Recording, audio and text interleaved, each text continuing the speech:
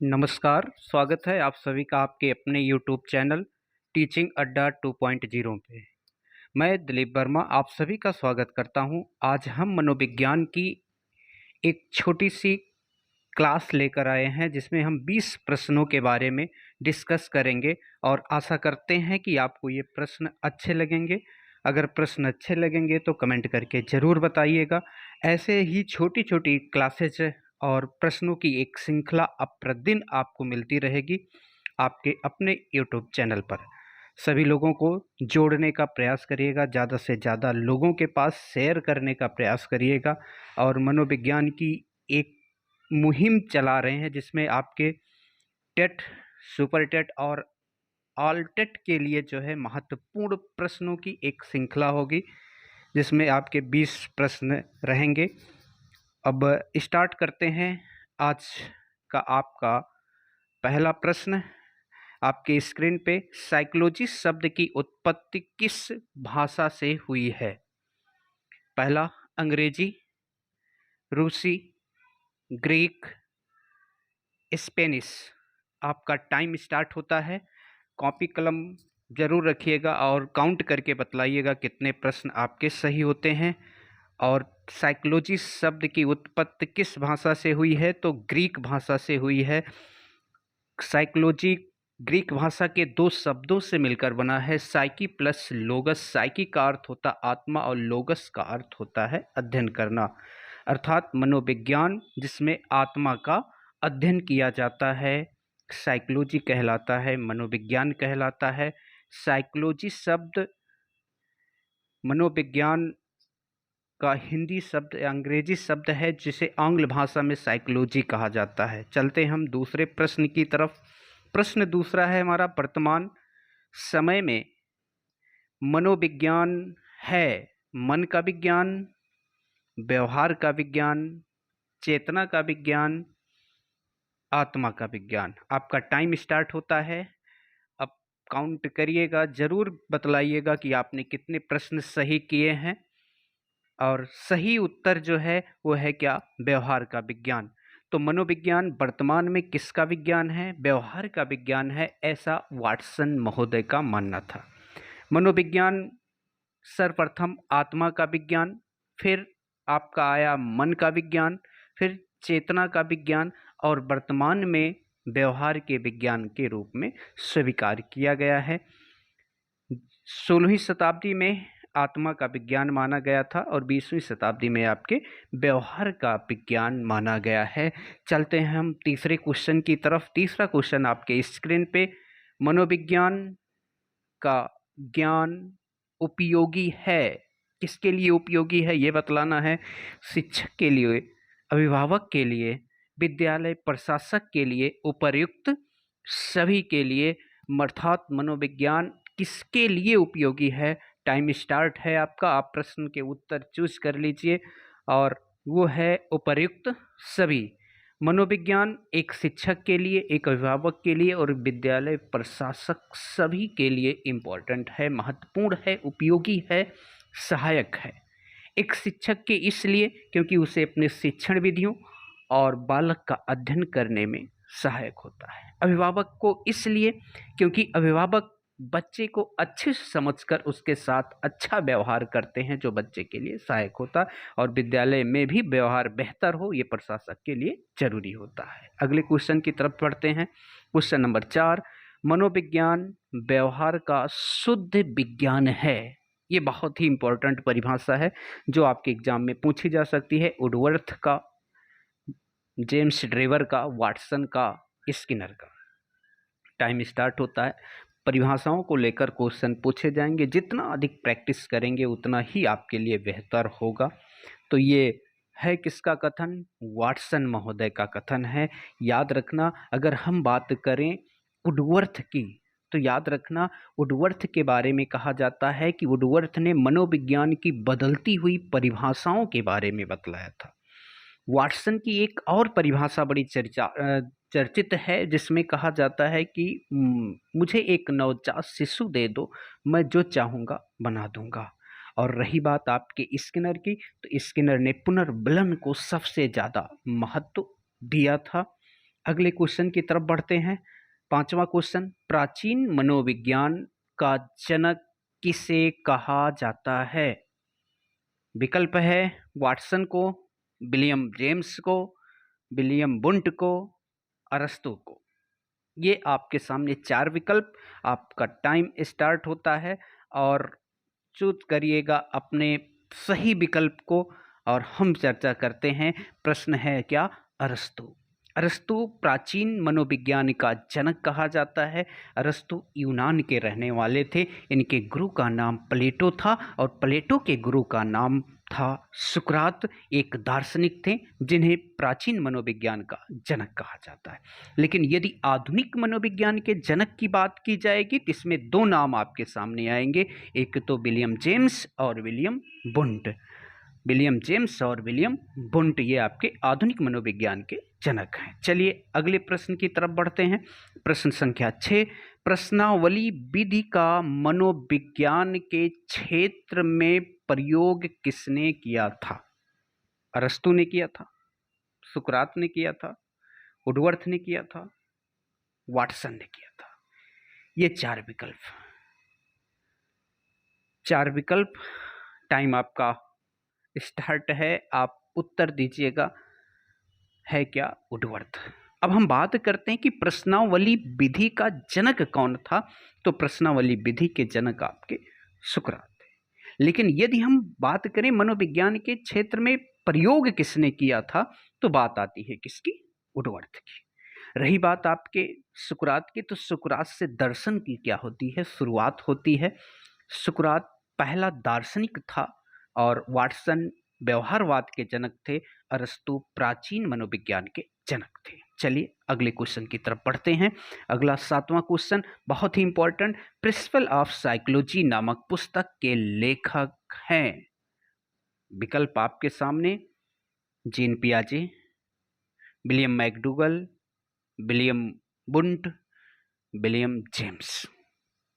4 मनोवैज्ञानिक आपके सामने।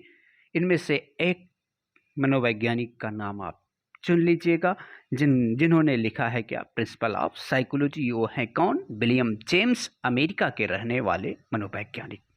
विलियम बुंट, जर्मन के रहने वाले मनोवैज्ञानिक जिन्होंने प्रथम प्रयोगशाला की स्थापना की थी। विलियम मैकडूगल ने आउटलाइन ऑफ साइकोलॉजी नामक पुस्तक लिखी थी। जीन पियाजे ने एक language and thought of the child नामक पुस्तक जीन पियाजे ने लिखी थी, जिन्हें संज्ञानात्मक मनोविज्ञान का जनक कहा जाता है। चलिए अगले क्वेश्चन की तरफ बढ़ते हैं। 8वां क्वेश्चन आपके स्क्रीन पे, व्यवहार के निरीक्षण द्वारा किसी के मानसिक दशा का पता लगाना किस विधि की विशेषता है? बहुत ही बेहतर प्रश्न। प्रयोगात्मक विधि, निरीक्षण विधि, गाथा वर्णन विधि, चरित्र लेखन विधि। प्रश्न में ही सब कुछ छुपा रहता है। प्रश्न को बेहतर तरीके से पढ़ने का प्रयास करिएगा। उत्तर आपके हमेशा सही होंगे अगर आप प्रश्न को समय देते हैं। तो निरीक्षण विधि, व्यवहार का निरीक्षण, किसी मानसिक निरीक्षण में हम क्या करते हैं? किसी चीज के मानसिक दशा का अध्ययन करते हैं। एक न्यूरोसर्जन होता है, जो न्यूरोलॉजिस्ट होता है, वो केवल व्यक्ति के व्यवहार को देखता है और देखने के बाद उसकी मनोदशा के बारे में वर्णन कर देता है। अगर प्रयोगशाला की बात की जाती, प्रयोगात्मक विधि की बात की जाती है, तो व्यवहार का प्रयोगात्मक विधि के द्वारा अध्ययन नहीं किया जाता है। ठीक, अगले क्वेश्चन की तरफ। अगला, मनोविज्ञान को आत्मा का विज्ञान किसने कहा? बहुत चर्चित प्रश्न, कई बार एग्जाम में आया। अरस्तु, वाटसन, रूसो और बुंट। 4 विकल्प और चारों ही आपके इंपॉर्टेंट। अब बतलाइएगा कौन है? तो है आपके कौन? अरस्तु। 16वीं शताब्दी में अरस्तु ने मनोविज्ञान को आत्मा का विज्ञान कहा था। वाटसन ने मनोविज्ञान को व्यवहार का विज्ञान कहा था। विलियम बुंट ने मनोविज्ञान को चेतना का विज्ञान कहा था। और बात करें रूसो की, तो रूसो दुनिया का पहला व्यक्ति था जिसने बालक की तरफ सभी का ध्यान केंद्रित किया था। इनके द्वारा जो है एमिल नामक पुस्तक लिखी थी। एक दार्शनिक थे, प्रकृतिवाद के जनक माने जाते हैं। कौन? रूसो। तो ये आपका क्वेश्चन सही होगा, विकल्प जो सही होगा और अस्तु का। अगला प्रश्न, प्रश्न नंबर 10, शक्ति मनोविज्ञान का प्रतिपादन किसने किया? Wolff, Tiedemann, Wundt, Titchener. विकल्प 4 आपके सामने। प्रश्न नंबर 10 के लिए 4 विकल्प आपके स्क्रीन पे है, सही विकल्प का चयन करिए तो प्रश्न का विकल्प सही होगा फर्स्ट। जैसे वॉल्फ, इन्हें शक्ति मनोविज्ञान का प्रतिपादन किया था। ये नए प्रश्न है, हो सकता है आपके एग्जाम में क्वेश्चन पूछा जाए। रही बात आपके टाइडमैन और वुंट टिचनर, तो वुंट की बात करें, टिचनर की बात करें तो दोनों समकालिक थे। और संरचनावाद जिसे हम कहते हैं, आपके एक संप्रदाय, संरचनावाद संप्रदाय के जनक के रूप में जाने जाते हैं विलियम वुंट, लेकिन सबसे ज़्यादा कार्य आपके टिचनर ने किया था। आशा करते हैं आपको पसंद आएगा। चलिए अगले क्वेश्चन की तरफ। क्वेश्चन नंबर 11, मनोविज्ञान को सर्वप्रथम विज्ञान का दर्जा दिलाने वाली विधि कौन है? चलिए बताइएगा। अंतर्दर्शन विधि, बहिर्दर्शन विधि, प्रयोगात्मक विधि, जीवन इतिहास विधि। 3 ऐसी विधियां हैं जो आपके शिक्षा मनोविज्ञान में प्रयोग की जाती हैं और ये मनोविज्ञान में भी प्रयोग की जाती हैं। तो विकल्प आपका सही होगा प्रयोगात्मक विधि। अब अंतर्दर्शन विधि, अंतर्दर्शन विधि का मतलब होता है आत्मा के द्वारा आत्मा का दर्शन करना, अध्ययन करना, वर्णन करना, व्याख्या करना। बहिर्दर्शन का मतलब होता है किसी के दूसरे के बारे में क्या करते ना, अध्ययन करना, अर्थात जो चीजें बाहर होती उसको देखना। जीवन इतिहास विधि होती है जब एक पिता अपनी लड़की की शादी के लिए जाता तो जीवन इतिहास विधि का जो है प्रयोग करता है। प्रयोगात्मक विधि एक वैज्ञानिक विधि है, इसलिए विज्ञान का दर्जा प्रदान करती है। 12वां क्वेश्चन आपके स्क्रीन पे, निम्नलिखित में से संज्ञानवादी पद्धति के जनक हैं वाटसन, जीन पियाजे व ब्रूनर, कोहलर व कोफका, इन कोई नहीं। चलिए चारों विकल्प आपके सामने, किस विकल्प की तरफ आप जाएंगे? चलिए ये आपका दूसरा विकल्प, जीन पियाजे और ब्रूनर संज्ञानात्मक पद्धति के जनक माने जाते हैं। वाटसन एक व्यवहारवादी थे, जीन पियाजे और ब्रूनर ने संज्ञानात्मक विकास का सिद्धांत दिया था। पहले आपके जीन पियाजे ने दिया था, फिर आपके ब्रूनर ने दिया था। ब्रूनर का कहना था कि बच्चा एक नग्न बंदर नहीं होता है, अपितु संस्कृत से युक्त होता है। और रही बात कोहलर और कोफका, ये आपके गेस्टाल्टवाद से संबंधित थे और ये आपके जर्मन विचारधारा के लोग थे। चलिए अगले प्रश्न की तरफ। साइकिल चलाने वाला स्कूटर चलाना सीख लेता है। विकल्प शून्य स्थानांतरण, लंबवत स्थानांतरण, ऋणात्मक स्थानांतरण, धनात्मक स्थानांतरण। ये आपके स्थानांतरण के प्रकार हैं। किस प्रकार का स्थानांतरण होगा? यदि कोई व्यक्ति साइकिल चला रहा, साइकिल चलाने के बाद स्कूटर चलाएगा, इसका मतलब उसमें सहायता प्रदान कर रहे, इसलिए आपका धनात्मक होगा। और नॉर्मली आपके स्थानांतरण का मतलब होता है कि सीखे हुए ज्ञान का किसी दूसरी परिस्थिति में प्रयोग करना, और यदि उपयोग करने में सहायक होता है तो आपका धनात्मक होगा।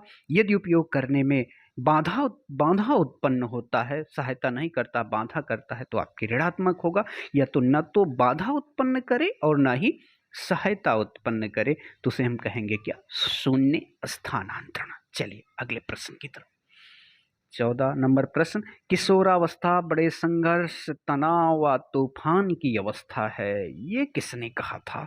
ये क्वेश्चन थॉर्नडाइक, स्किनर, फ्रायड और स्टेनले हॉल।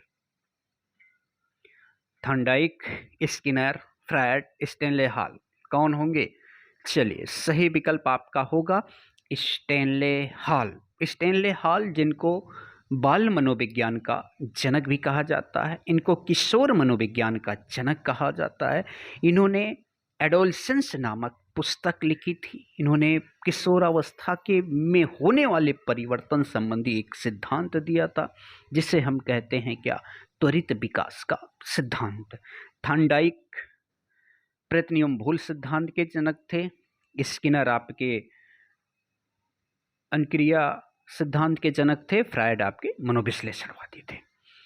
15वां क्वेश्चन, अपनी आत्मा में देखना ही अंतर्दर्शन है, उक्त कथन क्या है, किसका है, या किसने कहा था? कि टिचनर ने कहा था, स्काउट ने कहा था, मैक्डोगल ने कहा था, या स्किनर ने कहा था? ये बातें की जा रही हैं आत्मदर्शनविद, आत्मदर्शन या अंतः दर्शन के संबंध में एक कथन है किसका? टिचनर का। मैंने आपसे जिक्र किया था अभी पिछले क्वेश्चन में कि आत्म दर्शन का मतलब होता है अपनी आत्मा का स्वयं के द्वारा अध्ययन करना। अर्थात कहने का मतलब, यदि मैं आपसे कहूं कि आप रास्ते में चलते हुए पहुंचते तक, अपने लक्ष्य तक पहुंचते तक आपने क्या क्या किया, आप अपने माध्यम से अपनी तरफ से उसको बतला दें, वो आपका क्या कहलाता है? आत्मदर्शन या आत्म निरीक्षण विधि के अंतर्गत आता है। टिचनर का ये कथन था। अगला क्वेश्चन, क्वेश्चन नंबर 16, TAT व्यक्तित्व परीक्षण की कौन सी विधि का प्रकार है? अर्थात व्यक्तित्व की कौन सी? वस्तुनिष्ठ है, प्रक्षेपी विधि है, अर्ध प्रक्षेपी है, प्रक्षेपी है, अप्रक्षेपी या अर्ध प्रक्षेपी और प्रक्षेपी विधि व्यक्तित्व की। तो ये आपकी क्या है? प्रक्षेपी विधि है। प्रक्षेपी विधि का मतलब होता है कि जब किसी चीज को किसी दूसरे पे क्या कर देना? क्षेपित कर देना। अर्थात कहने का मतलब, एक आपका प्रक्षेपण शब्द आया था जिसका प्रयोग सर्वप्रथम फ्रायड ने किया था। प्रक्षेपण विधि में इसमें कोई वस्तु कार्ड दिखाया जाता है जिसके द्वारा व्यक्ति उसके बारे में अपने आधार पर वर्णन करता है, उसी को नाम दिया जाता है प्रक्षेपी। जैसे आप पर्दे पे किसी चीज को क्षेपित करना, वो आपका क्या कहलाता है? प्रक्षेपी विधि के अंतर्गत आती है। ठीक, चलिए अगले क्वेश्चन की तरफ। क्वेश्चन नंबर 17, भारत में प्रथम मनोवैज्ञानिक प्रयोगशाला की स्थापना हुई 1915, 1916, 1917, 1918।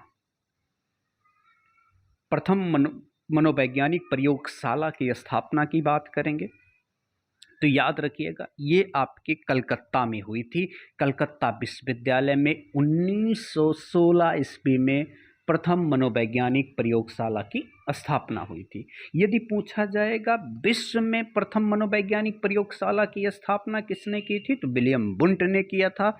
और यदि आपके विकल्प पूछा जाएगा भारत में मनोविज्ञान के अध्ययन की प्रक्रिया कब प्रारंभ हुई थी, तो 1915 से प्रारंभ हुई थी। बाल अध्ययन की प्रक्रिया कब प्रारंभ हुई थी, तो 1930 से प्रारंभ हुई थी, वो भी कलकत्ता विश्वविद्यालय में। चलिए अगले क्वेश्चन की तरफ। प्रयोगात्मक मनोविज्ञान का जनक कहा जाता है, किसे कहेंगे आप प्रयोगात्मक मनोविज्ञान का? विलियम वुंट को कहेंगे, विलियम जेम्स को कहेंगे, अरस्तू को कहेंगे, या इनमें से कोई नहीं होगा? विकल्प चुनिएगा। बड़ा अच्छा प्रश्न, चर्चित प्रश्न, सारे प्रश्न प्रीवियस ईयर के हैं। आशा करते हैं कि आपको ये सारे समझ में आ रहे होंगे। चलिए, विलियम वुंट।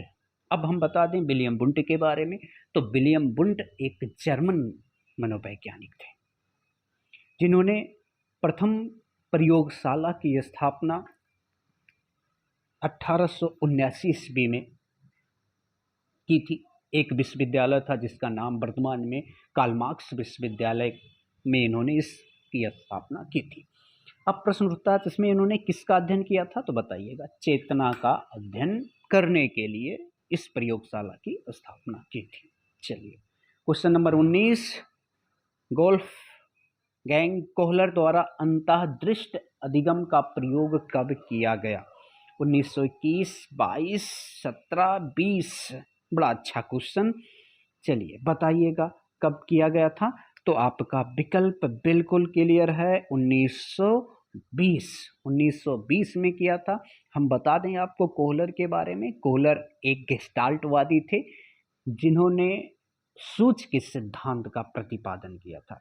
गेस्टाल्ट एक जर्मन भाषा का शब्द है जिसका अर्थ होता है पूर्णाकार, समग्राकृत या संपूर्णाकृत, जिसमें सबसे ज़्यादा महत्व दिया जाता है समस्या को।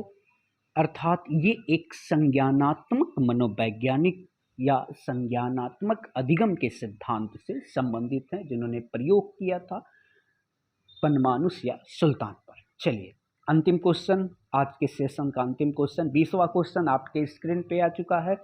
अमेरिकी मनोविज्ञान का जनक कहा जाता है? विलियम वुंट, विलियम जेम्स, अरस्तू, इनमें से कोई नहीं। तो उत्तर आपका, तो मुझे लगता है सभी को क्लियर हो गया होगा कि कौन होंगे अमेरिका के। तो अमेरिका के रहने वाले हैं कौन? आपके विलियम जेम्स हैं, अमेरिका के मनोवैज्ञानिक हैं। विलियम वुंट आपके, अगर मनोवैज्ञानिक की बात की जाएगी तो जर्मनी के हैं। अरस्तु आपके यूनान के हैं। अरस्तु को प्राचीन मनोविज्ञान का जनक कहा जाता है, वुंट को आधुनिक मनोविज्ञान, वुंट और विलियम जेम्स दोनों को आधुनिक मनोविज्ञान का जनक कहा जाता है। अमेरिकी आधुनिक मनोविज्ञान के जनक के रूप में अगर किसी को जाना जाता है तो आपके हैं कौन? William James. तो ये विलियम जेम्स जिन्होंने जो है मनोविज्ञान को दर्शन शास्त्र से अलग किया था। तो ये थे आपके 20 प्रश्नों की श्रृंखला। यदि आपको प्रश्न अच्छे लगे हों तो कमेंट करके बतलाइएगा। चैनल पे अभी आप सभी नए ही होंगे तो आशा करते हैं कि चैनल को सब्सक्राइब कर लीजिएगा, शेयर कर दीजिएगा, ज़्यादा से ज़्यादा लोगों को जोड़ने का प्रयास करिएगा। अगर आप चाहते हैं कि आपको मनोविज्ञान से संबंधित या शिक्षक भर्ती से संबंधित अच्छे टॉपिक आपको मिलते रहें तो कमेंट बॉक्स में कमेंट करिएगा और लोगों को जोड़ने का प्रयास करिएगा। हमारा जो उद्देश्य है आपको आपके लक्ष्य तक पहुंचाना, उसमें बगैर आपके कुछ नहीं हो सकता है। तो आपका सहयोग और स्नेह और प्रेम हमेशा लगातार बना रहे। आप कमेंट करके बतलाइएगा कि आपने इस 20 प्रश्नों में कितने प्रश्नों को सही किया है। सही प्रश्नों की संख्या जरूर बतलाइएगा ताकि मुझे भी पता चले कि आपने कितने प्रश्नों को सही किया है। अब इसी तरह से हम प्रश्नों के सिलसिला को लेकर ही आते रहेंगे। बस आप चैनल को ज़्यादा से ज़्यादा लोगों तक पहुंचाने का प्रयास करिएगा। हम आपके उद्देश्य को पूरा करने का प्रयास करते हैं। आशा करते हैं कि आज का ये सेशन आपको समझ में आया होगा। तो लाइक, शेयर, सब्सक्राइब और कमेंट करके ज़रूर बतलाइएगा। आपसे इन्हीं चीज़ों की आशाएं हैं कि आप जो है हमें लगातार अपने सहयोग प्रदान करते रहेंगे। अगर आपको चाहिए कि आपको किस विषय पर, किस टॉपिक पे आपको बेहतर प्रश्नों की श्रृंखला चाहिए तो कमेंट बॉक्स में कमेंट करिएगा, बतलाइएगा कि आपको क्या चाहिए। हम आपके लिए उस प्रश्न की श्रृंखला लेकर आएंगे। आज बस इतना ही। आप सभी से अलविदा लेते हैं। स्वस्थ रहिए, मस्त रहिए, पढ़ते रहिए और देखते रहिए आप आपका अपना चैनल टीचिंग अड्डा 2.0। सभी को